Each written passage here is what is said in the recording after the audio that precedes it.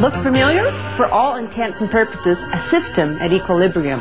Overall, the number of people in the hallway remains relatively constant. Now, the same is true for this classroom, even though people are moving about. What happens, though, if an equilibrium is subjected to change?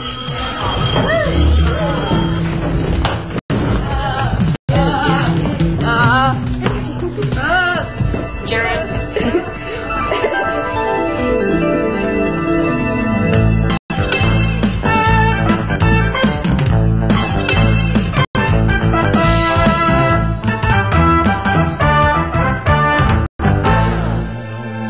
In this program, we'll examine equilibrium shifts. We'll make predictions and then perform experiments to test them. We'll look at the role catalysts play in equilibria and see how an understanding of equilibrium is important in industry. What's going on here? Well, Elaine, this is where we use the Haber-Bosch process to synthesize ammonia. What is the Haber-Bosch process? The Haber-Bosch process is where we take industrial gases, nitrogen and hydrogen, react them together to make ammonia. Okay, and what conditions do you need for this to happen? You need relatively high pressures and temperatures. The pressures that we run in this plant is 15 megapascals, and the inlet temperature to the reactor is 370 degrees Celsius. Okay, and why exactly do you need that particular temperature and pressure? Well, temperature is a trade-off. With this reaction, because it's exothermic, a lower temperature will increase your yield. But the kinetics dictate that you need a higher temperature or higher energy to get the types of yields that would be acceptable to an industrial process. So what does this have to do with Le Chatelier principle? Well, Le Chatelier's principle will tell you that as you increase stress on reactants or any type of compounds in a system, it will force it either to the left or the right. Now, where Le Chatelier's principle comes in for ammonia synthesis is it tells you that a higher pressure will increase your yield, therefore driving yourself to the right of the equation or to the product ammonia. Okay, so the thing to remember about Le Chatelier's principle is that it allows you to predict a particular change on an equilibrium system. That's correct. Okay, there will be a little more on this later, but first, a little bit of history. In the late 1800s, Canada was a young country. It was the era of the horse and buggy, the top hat and telegraph, and you could buy a soda for a few pennies. In France, chemist Henri Le Chatelier was working as a professor at the School of Mines. He studied the chemistry of metallurgy, cements, glasses, explosives, and flames. Le Chatelier was looking for a method to maximize yields for chemical reactions that were important in industrial processes. This work eventually resulted in the principle we still know today as Le Chatelier's principle. Imagine an office tower during the course of a normal business day. Doors open and close, elevators ascend and descend, people come and go, travel between floors, go to lunch, go shopping, work at their desks, and stare out the window. The interesting thing about this system is that for all the changes taking place, the number of people in the building remains essentially the same, or constant. This would be an observable property of the office tower equilibrium. Now, here is an example of a chemical equilibrium system. Elaine, how can you tell that this system is at equilibrium? Well, the color. I get the same color each time I mix in these proportions, the chemicals that make up the system. And the chemicals I used are cobalt 2 chloride dissolved in ethyl alcohol with concentrated hydrochloric acid. All right, so you've observed that the color remains constant. Let's see why. Here we have the reactions. We have cobalt 2 tetrachloride complex reacting with water to produce cobalt 2 hexahydrate complex and chloride ion. That's energy. Now, this is an equilibrium reaction. Therefore, the forward reaction rate is equal to the reverse reaction rate. And we can indicate this, of course, by the double-sided arrows. Now let's look at the colors of these ion complexes. The cobalt 2 tetrachloride ion complex is blue, and the cobalt 2 hexahydrate complex is pink. Now, when this system is at equilibrium, Jenny, what color is it and why? Purple, because both ions are present and in roughly the same quantities. That's right. Okay, now let's change this equilibrium system. I've got two water baths, a hot water bath and a cold water bath. Which one do you want to change first? Well, we can put this solution into the ice bath. And we can use this as a control, a basis of comparison. And we can use that to compare it in case any changes happen. All right, so let's watch this for a few minutes and then make our observations.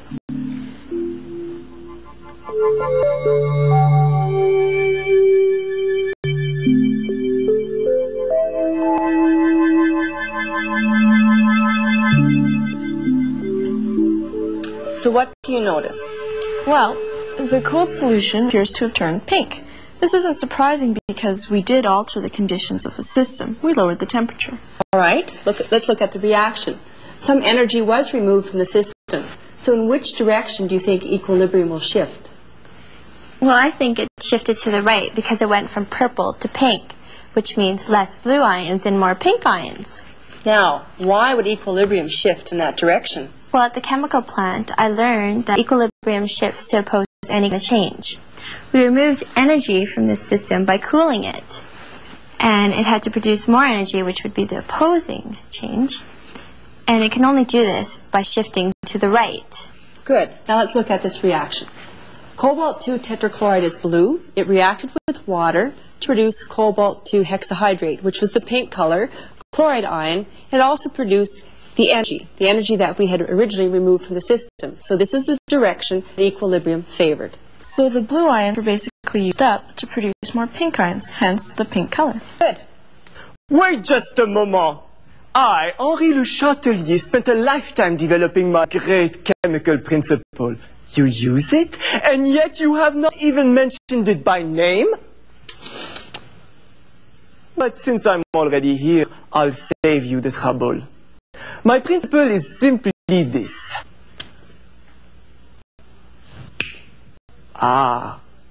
When any factor contributing to an equilibrium condition is changed, the equilibrium shifts in such a way as to offset or eliminate the imposed change. The system then reaches a new equilibrium. Now, I see that you've explained how this system responds to cooling. What about heating? Actually, we were just about to. Well, then very good. But I must be off. I cannot be late for a very important meeting. I am, after all, a man of principle. Oh. Well, what would happen if we heated the system? Wouldn't it be the opposite of what happened when we cooled it? Heating means adding energy to the system. Why don't you try?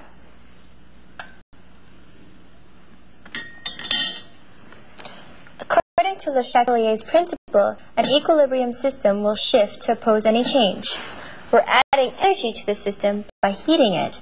It'll oppose this change by absorbing energy. All right. Go on. And in this equilibrium, the reverse reaction is endothermic. That is, it absorbs energy. Therefore, the reaction will shift to the left. Okay. This shift means that the pink ions will be used up and to produce more blue ions. All right. Let's check. What's the color? It's blue. Hello again, mon ami. You should know that although now considered a scientific law, my cherished principle describes and predicts, but does not explain why equilibria shifts in response to changes in conditions. Oh, in case you did not know, equilibria is the pluriel of equilibrium. Now, why particular equilibria shifts must be explained in other ways. For example, reaction kinetics, energy, etc. Au revoir.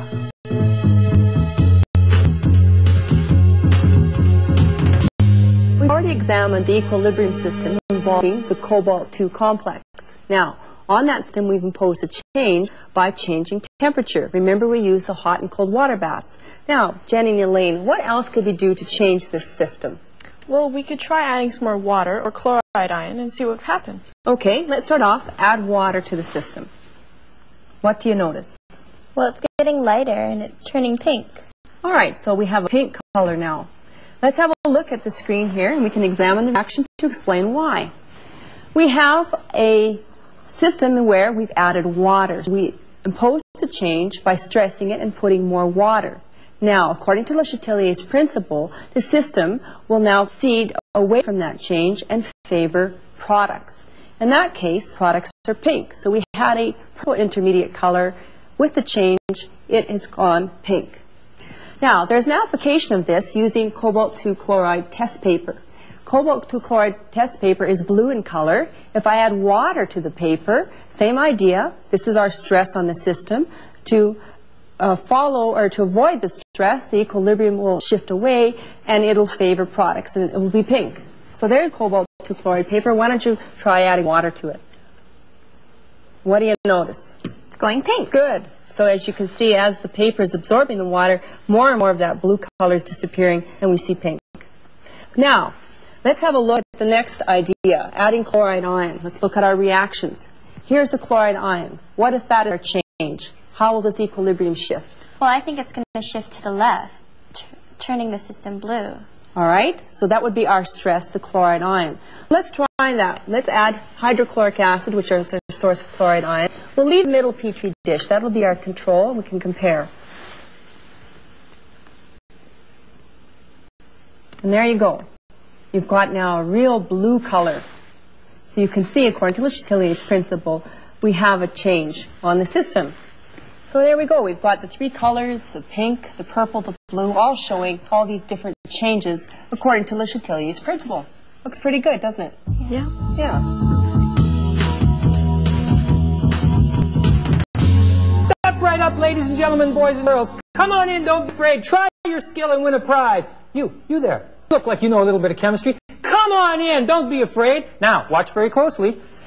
This is the reaction equation for the equilibrium system you see right over there. Now, the purple color tells us that both of these cobalt-2 complexes are in relatively great abundance. Actually, it's a little bit more blue than purple, but that's because it's so warm out today. Ooh, I shouldn't be giving you any hints. Here's the test. What would happen to the color in these equilibrium systems if some silver nitrate is added? And why? Take your time. Don't be in a hurry. It's for real or trick? Oh, I assure you, young lady, it's very real. And to show my good faith, here's some data books. One for you, one for you. Step right up. Oh, yeah, you'll need one. You, sir. There you go.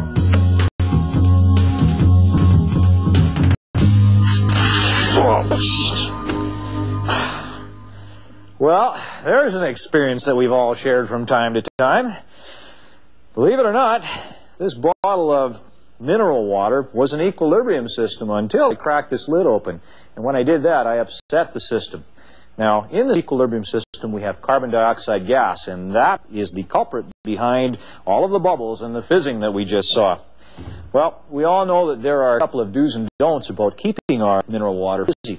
Jen, Elaine, what should we do? Oh, you should keep it refrigerated. And keep it tightly closed. Exactly. Temperature and pressure both have something to do with a particular kind of equilibrium system. Well, let's have a look at that system at equilibrium. What we have here is carbon dioxide dissolved in solution at equilibrium with carbon dioxide gas. Ladies, what would happen if we took our bottle of sparkling water and warmed it up? Well, from experience, I've noticed that when carbonated beverages are warm, they tend to be flat. And according to Le Chatelier's principle, energy was added. So it'll shift to oppose this change, and it'll absorb energy, which will be an endothermic reaction, and energy will be on that side. Right, so the energy is added right here. Okay, good. What would happen if we then did the opposite and placed our container in a very cold environment, like a refrigerator? Well, by doing that, you'd be lowering the energy. So by Le Chatelier's principle, the equilibrium will want to shift to make up for the lost energy, in this case, to the left. Okay, so if we warm up the temperature, the equilibrium shifts this way, which favors the formation of carbon dioxide gas. If we cool the whole system down, the equilibrium shifts towards the left, the reactant side, which favors the formation of dissolved carbon dioxide. Great. Now, when I opened that lid there, I released the pressure, okay, lessened the pressure of the whole system. What would this do to our equilibrium? Okay, well, right now the equilibrium, or the system's at equilibrium. But as you open it, I heard that little shh. the pressure is decreased. It'll shift to oppose that change, so it'll want to increase in pressure. And it'll do that by the formation of carbon dioxide gas. Right, which is the only way the system can increase the pressure. So the whole equilibrium shifts towards light. Okay, good. Now, we do the opposite. Just as you did there, Elaine, you seal that lid tightly and increase the pressure. So how does this affect our equilibrium? Well, as the pressure gets higher, the equilibrium will want to shift to reduce pressure or to oppose the change. So in this case, since there's gases on one side but none on the other, the equilibrium will want to shift to where there is less pressure, which in that case is to the left. Very good. Wonderful. Okay, let's have another look at our equilibrium system. Here we have the carbon dioxide gas reacting with water to produce carbonic acid, which dissociates to some degree, producing hydrogen ions. So how will we detect this? Well, it'd be acidic, and the pH should be lower. Right. So if we can compare our original system at equilibrium in an unopened bottle and then do something to change the equilibrium, we should be able to detect which way it shifts. For example, if we shift the equilibrium towards the right side, then the pH should drop, and we should be able to detect that in some way. If the equilibrium shifts towards the left side, we can detect that too because the pH should rise, perhaps as high as the neutral range. So we've got some bromethymol blue indicator and a couple of bottles of sparkling water. Let's see if this actually happens. Okay, now over here I have a fresh container of mineral water. It's been stored in the refrigerator overnight. The lid has never been opened, so it's under conditions of high pressure and low temperature. So what side of our equilibrium should be favored here? It should be on the right side. It should be the right side. It should be the product side. In other words, we favor the formation of acid. Okay, now, bromethymol blue indicator will turn yellow if we have an acid. So let's test it. Let's pour some in that beaker and see what happens with that indicator. Pour this one in. You can see there's lots of bubbles. And there we go. So the yellow verifies that we have An acid. an acid. Okay. Now, to really finish off our test, let's test this stuff. This has been sitting at room temperature, so it's a lot warmer, and we have had the lid off for the last 24 hours, so the pressure has been low. Low pressure, high temperature, just the opposite conditions from the first bottle. Let's test this one. Remembering that we had predicted that the pH would increase. Now, bromethymol blue will turn green if the pH is higher in the neutral range, and there you have it. Once again, our prediction is verified. So, we've tested a little bit about the effects of temperature and pressure on systems at equilibrium, and really when you get down to it, it's a little bit like life. You have to know how to handle the heat and the pressure.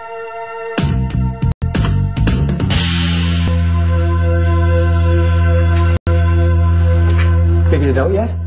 Before we take a look, let's put your prediction to the test. Here's our equilibrium systems. Now, here's the silver nitrate. Gather around, everybody. 1, 2, 3. Count with me. 4, 5, 6, 7, and 1 for good measure. There we go. What do you think of that? Pink! A completely unexpected result. Oh, the wonderful world of chemistry. Well, maybe better luck next time. Let's have a look. Silver ion reacts with chloride ion to produce silver chloride.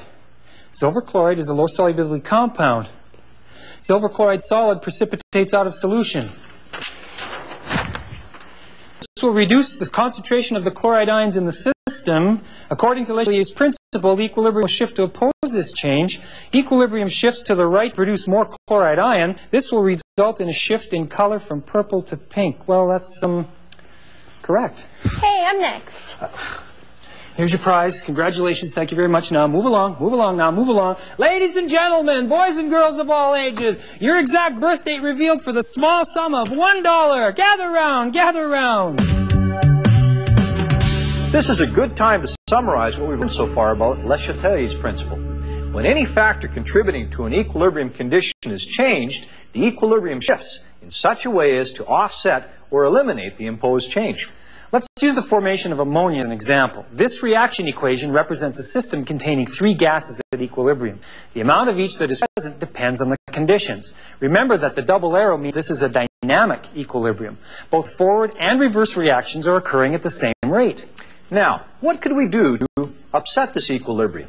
Energy is a term in the equation, so this equilibrium will shift to oppose a change in temperature. For example, let's say that we increase the temperature. Le Chatelier's principle predicts that the system will shift to oppose the change by absorbing energy. It will shift to the left. That is, some ammonia and energy will be used up to produce more hydrogen and nitrogen gases. the rate of the reverse reaction will be greater than the rate of the forward reaction until the system comes to a new equilibrium position. What if we decrease the temperature? Well, the reaction will shift to the right. What if we change the quantities or the concentrations of the chemical species in the system? Well, consider this possibility. Some ammonia is removed from the system. The equilibrium would shift to oppose this change. More ammonia would be produced by shifting to the right. This would result in a decrease in the concentrations of nitrogen and hydrogen, and energy would be released to the surroundings. Finally, changes in pressure will affect equilibria with unequal numbers of moles of gaseous reactants and products. Pressure changes can be caused by changes in the volume of the system. For example, if we increased the volume of this container here, the pressure in the system would decrease because the same number of moles of gaseous reactants and products are now in a larger space. The equilibrium will shift to oppose this change by increasing the pressure in the system. That is, shifting to the side with a higher number of moles of gas. In this case, the left side. There are 2 moles of gas on the right side, but 4 moles on the left. This shift to the left means that more ammonia would decompose into nitrogen and hydrogen gases. Because Le Chatelier's principle is concerned with species concentration and conditions such as temperature and pressure, it is a very important concept used in industry. Especially in the production and manufacture of chemicals, where maximizing profit depends on maximizing the yield for a particular reaction. As we'll see, this is true for the Haber-Bosch process. But we'll also see that Le Chatelier's principle is not the only chemistry involved. That's right, Elaine. And as you know from Le Chatelier's principle, anything that you do to increase the stress of the system will drive it either to the right or the left. For example, if you increase one of the reactants, hydrogen or nitrogen, it will drive you towards the product ammonia. If you take the ammonia out of the system, it again will drive you from the left to the right to the product ammonia. Also down here you wrote energy, and that's correct, it's an exothermic reaction. So to keep the reaction going, we have to remove that energy, or it will eventually reach equilibrium and quit. Okay. What was the temperature on in the reaction chamber again? We go in at 370 degrees C, and we come out at approximately 500 degrees C. Okay, but if you lower the temperature in this reaction, wouldn't it produce more ammonia? And so why do you keep the temperature so high? That's correct. The equilibrium would tell you that you should produce more ammonia at lower temperatures. However, if you recall, I mentioned kinetics. And kinetics is the rate at which the reaction proceeds. That needs energy. Therefore, you supply that energy with a higher temperature. It's a trade-off. And it's one that engineers are always battling. Are catalysts a big part of this process? Yes, Elaine, they're a very big part of this process. In fact, I have the catalyst that we use in the ammonia converter. It's an iron-based catalyst. And what the catalyst allows us to do is to reduce the amount of energy required to have the reaction proceed. In other words, that allows us to operate at a lower temperature, which favors equilibrium. So catalysts are a big part of this process, huh? Yes, they're vital to this process. Okay, well thanks a lot, John. You're welcome. Catalysts are often used in industry to increase the reaction rate or maximize the yield for a particular reaction. But how do catalysts work? The answer involves the quantity of energy needed to initiate a reaction. Here's a potential energy diagram for the formation of ammonia, hydrogen, and nitrogen. Hydrogen and nitrogen gases contain more chemical potential energy than ammonia. So when they combine to form ammonia, this extra energy is released to the surroundings. The reaction is exothermic. But to react, the hydrogen and nitrogen molecules must have energy added so they have enough kinetic energy to overcome atomic repulsive forces and collide. It is similar to lighting a piece of paper. You have to give it that small flame or spark to start the reaction. The energy required to start a reaction is called the activation energy for the reaction. A catalyst for a particular reaction will lower the activation energy needed to initiate a reaction without affecting the equilibrium concentrations of the species in the system. This makes it easier for the hydrogen and nitrogen molecules to react, so a reaction occurs at a faster rate and at a lower temperature.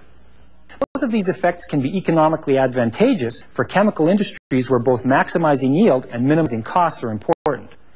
Catalysts also reduce the time needed for a system to attain equilibrium, for not only the forward reaction, but also the reverse reaction has its activation energy decreased, and by exactly the same amount. I know that ammonia is used as a household cleaner, but what other uses are there? Well, Elaine, ammonia produced in industry is primarily used for the manufacturing of fertilizers such as urea. Some 80% of it is used, in fact, for fertilizer. The remainder is used in producing fibers such as acrylics and nylons, in refrigerant for skating rinks, also to extract some metals from their ores, and in the production of dyes. The chemical industry, like any industry, wants to maximize profits. And if your business is the production of ammonia, you want to produce the maximum amount of ammonia possible. Now, Elaine and Jenny have been doing some research on the Haber process, and they're going to help us summarize just how that can be done. Well, you can add the reactants, which is nitrogen and hydrogen, and according to Le Chatelier's principle, this equilibrium will shift to the right, therefore increasing the amount of ammonia. Good. You could also remove a product, in this case ammonia, and that will also cause the equilibrium to shift to the right. Now, all of the species in this equilibrium system are in the gas phase. Does that mean that pressure would have an effect? Well, if you increase the pressure of the system, the equilibrium will want to shift to decrease the pressure. And in this case, it'll shift to the right, the side with the less amount of moles. Good. Now, energy is a product in the forward reaction here. Does that mean if we lower the temperature in the reaction system, that will shift this reaction to the right and produce more ammonia? Well, the reaction proceeds too slowly at a low temperature, so temperature high enough to cause a fast reaction is used as a compromise. Well, how does that compromise work? What makes it work? Well, it works together with a catalyst. And this catalyst increases the rate of the reaction at a temperature still low enough to favor the production of ammonia. Good, makes sense. Now, these last 2 points are explained by a branch of chemistry called reaction kinetics, and it just goes to show that this equilibrium, like every equilibrium, has a lot of chemistry connections. And there you have it. Systems at equilibrium are affected by changing conditions. And you can predict the effect a particular change will have. And if you've got Le Chatelier's principle on your side, you'll know which way things will shift.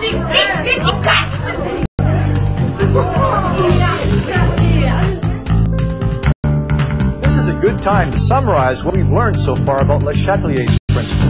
When any factor contributing to an equilibrium condition is changed, the equilibrium shifts in such a way as to offset or eliminate the proposed change. Let's use the formation of ammonia as an example. This reaction equation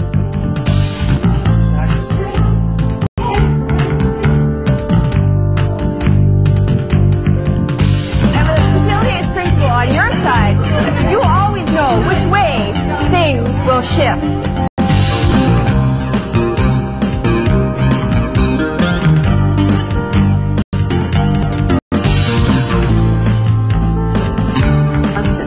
Now, the same holds true for this classroom. Even though people are moving around, equilibrium still remains.